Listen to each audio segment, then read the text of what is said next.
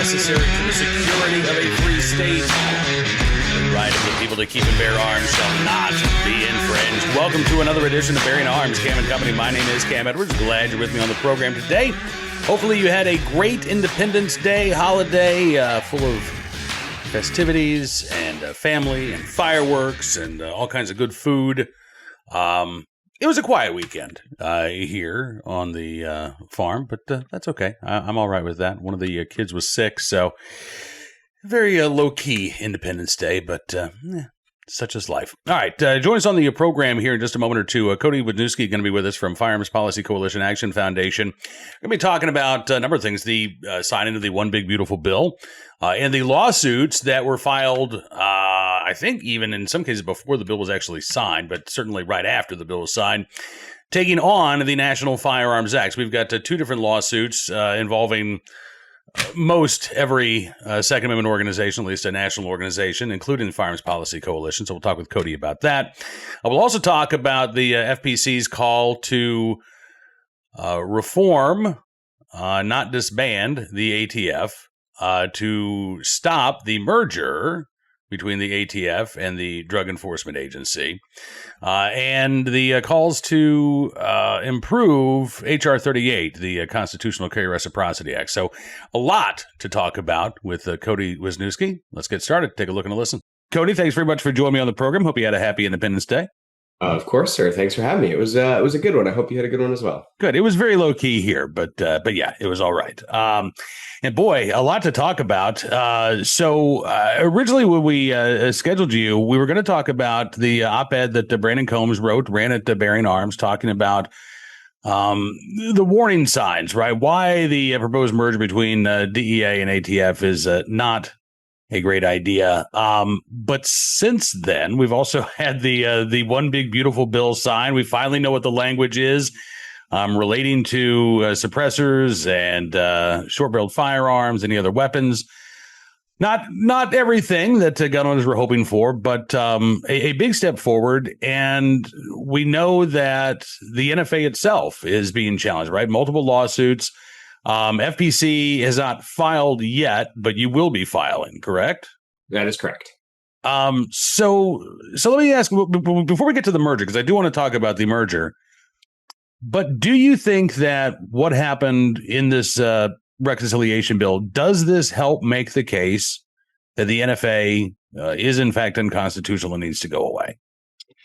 Yeah, I mean, I think so. I think, there were certainly issues with the NFA, even with the existing $200 tax, right? That's something that we've never, I don't think anybody's ever, shied away from. But the problem has always been and always will be in our line of work, which is what are the courts going to say about it? And unfortunately, with the $200 tax in place, the courts had repeatedly upheld at least slivers and portions, making it a lot more difficult to challenge, make a broad challenge against the NFA.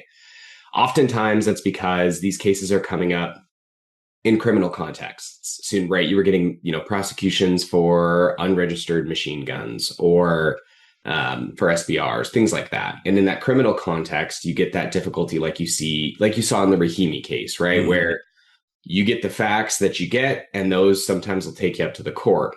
So what's unique here, right, is that the scenario has changed. Essentially, Congress has taken a statute that they passed under their taxing authority and has removed the tax. So a lot of times these days we talk a lot about Congress's Commerce Clause authority, right? Because in the modern era, Congress passes a lot of laws under its Commerce Clause authority, saying that it's regulating the channels of interstate commerce. It's dumb and it's stupid and it's wrong, but that's what they do. But the NFA obviously was passed before that and was passed at a time when Congress looked more towards taxing powers. In fact, they didn't think that they could do it under their Commerce Clause authority. So it is explicitly a taxing statute. And yet now there's no tax. So it certainly changes the basis. It changes the elements that you can attack at the law. And it completely changes the way that you can structure a challenge. And so I do think it is a mass in terms of a legal interpretation of the NFA. It is a massive change in the law, and it certainly opens it up to challenge. I mean, obviously, you've seen people have already started to do so. FPC, along with a coalition that includes the American Suppressor Association, the National Rifle Association, and Second Amendment Foundation, have all committed to doing so as well.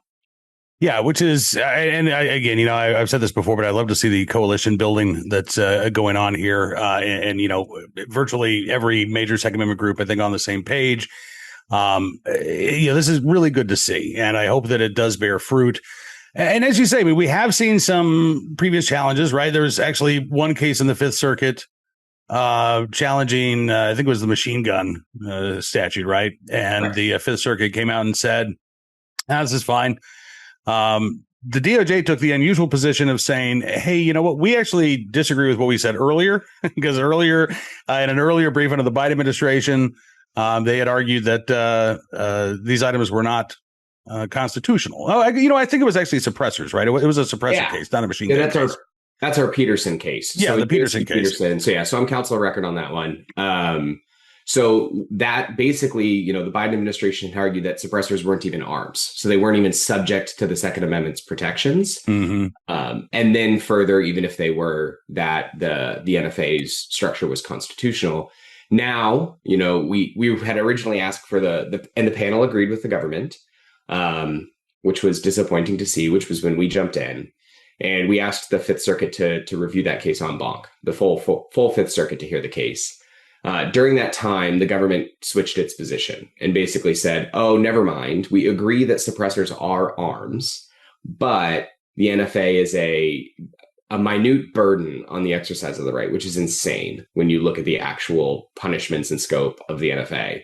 And then thereafter, the Fifth Circuit withdrew the panel opinion. So that means that they're either going to be rehearing the case. They might just reissue a new opinion. There's several things that can happen. But yes, I mean, we are seeing that they're like this sturdy foundation of the NFA has cracked. And I think this shift in the tax is a massive, fault line in it. Absolutely. And then, I guess one of the big questions is, where will the DOJ come down on this lawsuit, right? Given what we've seen with the Peterson case, I think it's going to be very interesting to see what the DOJ's first reply brief to these lawsuits actually looks like and what they say. Yeah, I mean, it's certainly going to be a tell, and it's going to show what Department of Justice, what the AG, where they stand on these things. And, are they going to claim, as they did in Peterson, which is, these things are, are they going to admit that these things are arms, which they obviously and objectively are, especially when you're talking about short-barreled rifles, short-barreled shotguns. Suppressors are still arms, right? The definition is quite broad and was understood to be broad at the time. So are they going to just at least admit that? And then are they going to try and argue that the registration is a minute burden? It's pretty crazy when you're talking about a registration of arms, when you're talking about the penalties that are associated with the NFA, when you're talking about the inability to travel with items without permission. I mean, like constructive possession, there's all sorts of different issues that we all know, gun owners are all well aware of, but it's going to be really hard for them to argue that it is a minute burden. And then on top of all of that, now they also have to argue, and yes, it's a taxing statute that doesn't raise any revenue. Right. So, yeah.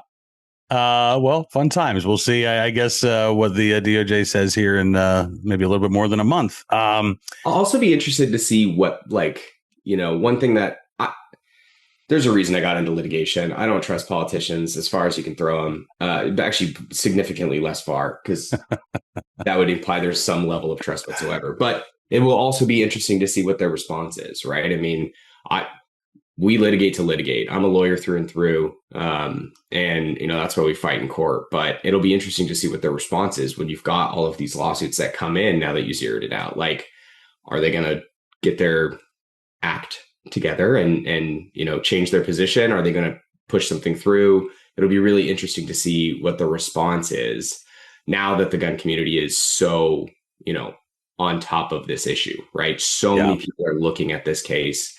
Not just this case. So many people are looking at the NFA, the tax, the bait and switch of full removal versus the $0. Like a lot of people are zeroing in on this issue right now. Mm-hmm. So it'll be really interesting to see what the response is in Washington. I mean, I think the case is where I set my eyes at this point. Like all we can do is litigate and all we can do is fight in court, but it'll be really interesting to see what happens. Absolutely. And this is something that it doesn't involve litigation, at least not at this point, but it is also going to be interesting to see what happens with this proposed merger between DEA and ATF. FPC, not the only organization or entity that has come out against this. Got a lot of pushback, actually, Pam Bondi did on Capitol Hill from some politicians. Gun control groups don't like this. This is maybe one of the few occasions, Cody, where gun control groups and Second Amendment groups agree, not for the same reasons, but both agree that this merger is a bad idea. I don't know who's asking for this. I think that's like every time I look at it, I kind of jump back to the question of just why. Like, what is the purpose here? Because it's not as if it's going to dramatically shrink the administration of one agency or another. Yes, they are, the one beneficial thing that they're talking about in all of this is shrinking the size of ATF prior to or during the merge. Mm-hmm. But why do you need to do the merge? And I think there's a lot of problems, right? Like DEA is certainly an agency that is not used to regulating a, peaceable population, right? DEA is targeting at drug trafficking predominantly. Right. ATF has this weird balance where they are allegedly, targeting firearm manufacturers that are doing the wrong thing and are importing illegal stuff, that stuff. But then they're also heavily focused on regulating peaceable people. It's this weird, line that ATF attempts to tread and does so incredibly poorly. DEA doesn't really do that as much. But DEA is bigger. They have more agents. I mean, DEA has basically like a special forces task force that trains with special forces so that they can do part of their cartel activities. Like we're talking about a much scarier agency when you're talking about them potentially, being on the other side of the gun enforcing law. And there's just less visibility. Do you know who the head of the DEA is right now? Nope. I bet no one does. And I had to Google it just to figure out who the head of the DEA was. Derek Maltz was appointed as the acting director, has yet to be confirmed. Didn't know who he was. And it's just, even when you go to the DEA website, if you go to the About Us page, the Our Leadership button is disabled. You can't click on it to see who is the head, who is running DEA right now. And I'm laughing about it, but this is all the problem, right? It's a shell game, and you're going to take all of this unconstitutional, unlawful power structure. You're going to shove it into an agency that's used to being weaponized, that's used to acting as an enforcement body against cartels, and you're going to go, hey, now you're also regulating peaceable gun owners. Yeah. I was talking with Larry Keene from the National Shooting Sports Foundation about this, and he pointed out that, in the past, there have been proposals to bring ATF under the FBI's purview. And he said, we have objected to that because, we don't want the FBI looking for a terrorist in every gun store. And he said, with the DEA, we don't want the DEA looking for drug dealers in every gun store, right? I mean, these are distinct law enforcement agencies, distinct regulatory agencies with distinct missions. You muddle that up, and as you say, bad things can happen, And I know FPC's position is ATF needs to be abolished completely. We've talked about this before. It's also that the rules that the ATF enforces need to go away, right? Because if you abolish the ATF, you keep that structure in place. Somebody's got to enforce those rules. And I think that there is, there are signs that certainly the ATF under the Trump administration is doing things differently than what happened under Biden's watch, right? Steve Dettelbach, I think, and Joe Biden weaponized the ATF to basically be a gun control group with law enforcement powers. Now, we are hearing that the Biden era rules are going to be repealed. We haven't seen formal publication of that yet, but dozens of regulations are changing. The ATF, I think, the ATF leadership is not hostile to the industry. I don't think they're hostile to gun owners. Whether or not, that's a long lasting change very much remains to be seen. I'm kind of with you. I don't trust DC, not just the politicians. I don't trust the bureaucrats either. But, I would worry that what reforms we have started to see would be undone if this merger takes place, because, the ATF would be the smaller of the two agencies, right, that gets folded in. So the DEA power structure, I think, would be the one that's in place.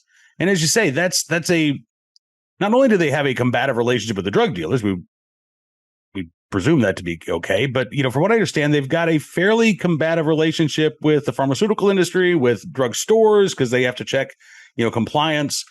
I'm with you. Who is asking for this? That's the question that I can't figure out. But Pam Bondi's been adamant that this is a priority for the administration.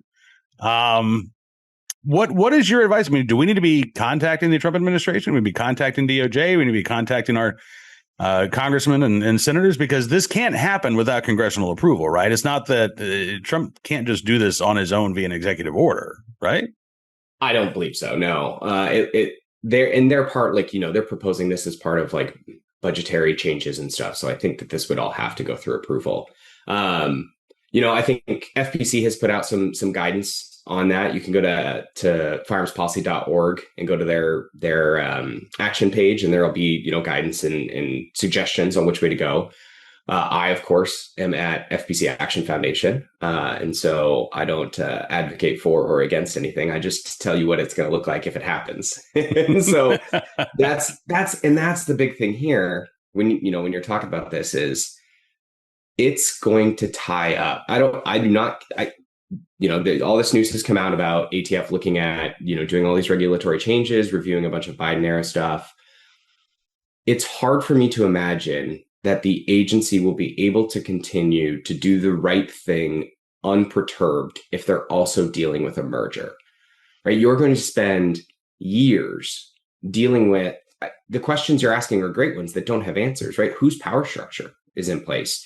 Whose offices are you going to use? Is every ATF building now just a DEA building? Are they going to have a different name? Do you have to create a new seal with it? All of those things are going to take up so much time, and it's so unnecessary.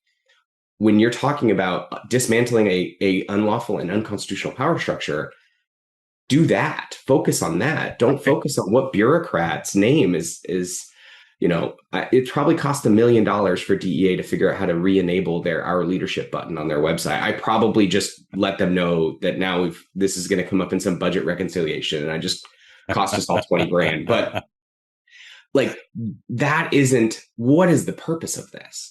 Let's focus on doing what actually needs to be done. And there are these unconstitutional power structures. I mean, I keep repeating it, but I think that's the most important thing here is focus on infringement, focus on dismantling, as opposed to figuring out how to establish a new leadership, new hierarchy, new power structure. So if you go to firearmspolicy.org, they have their action button on that page. It tells you, which is not disabled, by the way. That button works, right? It does. So if you go to the Take Action page, there's a lot of discussion about FPC's positions on everything, not just this. But that's a really great resource for people if they're looking for some guidance and some help. Absolutely. Well, listen, Cody, I appreciate all of your guidance and help joining me on the program. It's always good talking with you, and I look forward to doing this again very, very soon. Absolutely, sir. I'm sure we'll have more news as the days and weeks go on. Yes, absolutely. All right. Cody Wiznooki joining us from Firearms Policy Coalition Action Foundation here on Bearing Arms Cam & Company. Thanks to Cody for joining us on the program. Looking forward to having him back again here before long.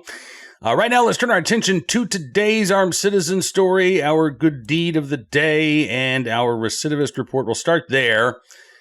Maybe not a recidivist case, but certainly one of those sentences that just leaves you scratching your head. From Wilmar, Minnesota. Wilmar man to serve no additional jail time after gun incident last year. That's the headline. The details of the story. 20-year-old Real Villarreal pleaded guilty to charges of DWI and carrying a pistol without a permit. In exchange, the state of Minnesota dropped an additional DUI charge, as well as a charge of recklessly firing a weapon in the city of Wilmar. He was arrested last year for driving drunk and shooting a gun. But, again, the most serious charges dropped in favor of this plea bargain. And as a result, Mr. Villarreal, who is not yet old enough to drink, is old enough to legally possess a firearm, just didn't have a carry license. And I guess last year, the law in Minnesota did not allow 20-year-olds to apply for or receive a concealed carry permit. Anyway, Mr. Villarreal is not going to prison. In fact, he's not going to jail. Judge Rodney Hanson gave Villarreal 2 years of probation, fines and fees of $1,015, and ordered him to undergo a comprehensive assessment for mental health and drug and alcohol dependency. It was last August when police in Wilmar pulled Villarreal over after getting reports of shots fired in the southeastern part of the city. A gun found in the vehicle. A passenger, 22-year-old Mario Galvin, also faces charges in the case, but Villarreal got probation for shooting the gun that he did not legally possess while driving drunk. I can only imagine what light sentence awaits Mr. Galvin. Maybe even the keys to the city. Who knows? All right, on to today's armed citizen story from Florida, where police in Osceola County say a home intruder was shot by a victim's family member before he was held at gunpoint until police arrived. This happened on the 4th of July. 37-year-old Mitchell Platt arrested and charged with burglary and possession of burglary tools after he was discovered in a home in Osceola County. Sheriff's deputies called to the scene around 8:30 Friday night. At the scene, a man told deputies that he had shown up at his mom's house and had noticed that a rear door was open. So he went inside, heard noises coming from a bedroom, which is when he armed himself with a revolver. The man said he shouted out, because nobody was supposed to be in the house. That caused the intruder to come out into the hallway and charge at the man, who then shot Platt in the leg and held him at gunpoint until deputies arrived at the scene. The 37-year-old Platt, taken to the local hospital for his injuries, later released to law enforcement, booked into jail. According to WESH in Orlando, Osceola County court records show Platt has a number of court cases in the county relating to arrest for drug possession, theft, and burglary. So not the first time that apparently he has been taken into custody, but maybe getting shot in the leg will be the turnaround, the life-changing experience that he needs, right? Finally today, our good deed of the day, also from the Sunshine State of Florida, where a good Samaritan stepped in and rescued a child who was kidnapped while they were selling water on the street. The Miami Herald reports it was back in June, not too long ago, June 27th in Jacksonville, Florida. According to the Jacksonville Sheriff's Office, the boy was not injured. The 9-year-old, according to the Sheriff's Office, was selling water along the roadside when a woman stopped and then tried to lure him into her car. He refused, but that's when she got out, snatched him, threw him into her vehicle, and then drove off.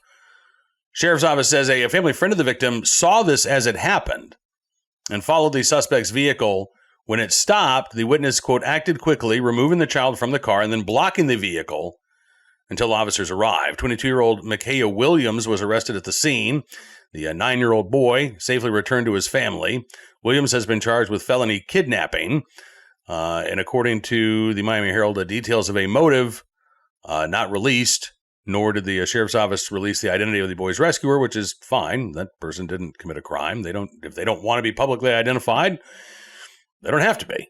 But in the right place, at the right time, willing and able to do the right thing to save a child in need, that anonymous Good Samaritan there in Jacksonville, Florida, we thank you for your very, very good deed. All right, that is going to do it for this edition of Bearing Arms Cam & Company. I want to thank you, as always, for being a part of the program. Looking forward to seeing you back here again tomorrow. Be sure to check out BearingArms.com today, though, and tomorrow morning, for all of the latest Second Amendment news and information from all across the nation, including Democrats' attempts to garner the votes of Trump supporters by replicating what Democrats in Colorado are doing, which seems like a very odd strategy to me, given the propensity for gun control that Colorado Democrats have displayed. We've got that story and more for you. And again, we'll see you back here again tomorrow. Until then, be well, be safe, and be free.